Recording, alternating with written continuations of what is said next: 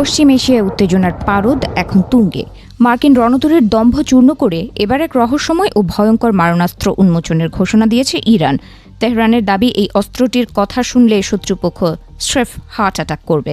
রণক্ষেত্রে মার্কিন আধিপত্যকে স্রেফ রসিকতায় পরিণত করে মধ্যপ্রাচ্যের জলসীমায় নতুন কি ঘটাতে যাচ্ছে ইসলামিক রিপাবলিক। ইরানের নৌবাহিনীর কমান্ডার রিয়ার অ্যাডমিরাল শাহরাম ইরানি এক হুঙ্কার দিয়ে জানিয়েছেন, খুব শীঘ্রই তারা এমন এক অস্ত্র উন্মোচন করতে যাচ্ছেন যা শত্রুর ঠিক পাশেই মোতায়েন করা আছে। তার ভাষায়, শত্রু এই অস্ত্রটিকে গভীরভাবে ভয় পায়।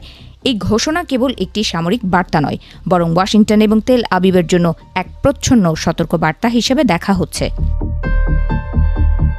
রিপোর্টে উঠে এসেছে এক চাঞ্চল্যকর তথ্য।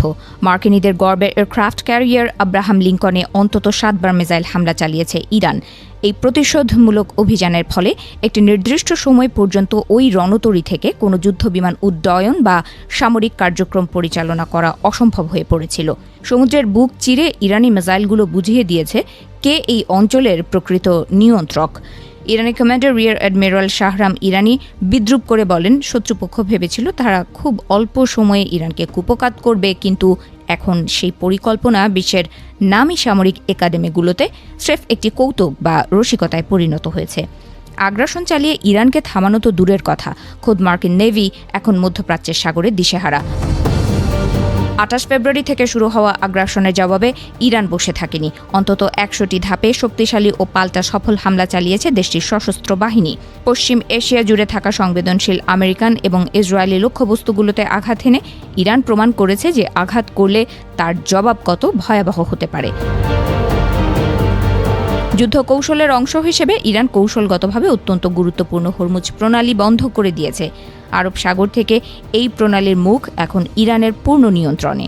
শত্রুপক্ষ বা তাদের মিত্রদের কোনো জাহাজ এখন আর ইরানের অনুমতি ছাড়া এই জলপথ অতিক্রম করতে পারছে না। কমান্ডার ইরানি সাফ জানিয়ে দিয়েছেন, যদি তারা আরও কাছে আসার চেষ্টা করে তবে কোনো দেরি না করেই অ্যাকশন নেওয়া হবে। মার্কিন নৌবাহিনীর বিরুদ্ধে কঠোর ক্ষোভ উগরে দিয়ে কমান্ডার বলেন, আমেরিকা এখন সোমালি জলদস্যুদের চেয়েও জঘন্য। তারা কেবল অবৈধভাবে ইরানের জাহাজ জব্দ করছে না, বরং ক্রিউ এবং তাদের পরিবারকে জাহাজে জিম্মি করে রেখেছে। এই জলদস্যুতা ও জিম্মি রাজনীতির বিরুদ্ধে এবার চরম প্রতিশোধ নেওয়ার অঙ্গীকার করেছে তেহরান। শহীদদের রক্তের শপথ নিয়ে ইরান জানিয়েছে, তারা পিছু হটতে জানে না। অবরোধ সত্ত্বেও ইরানের জাহাজগুলো বন্দরে ভিড়ছে এবং গন্তব্যে পৌঁছচ্ছে। নৌবাহিনীর প্রধানের কণ্ঠে ছিল আত্মবিশ্বাসের সুর।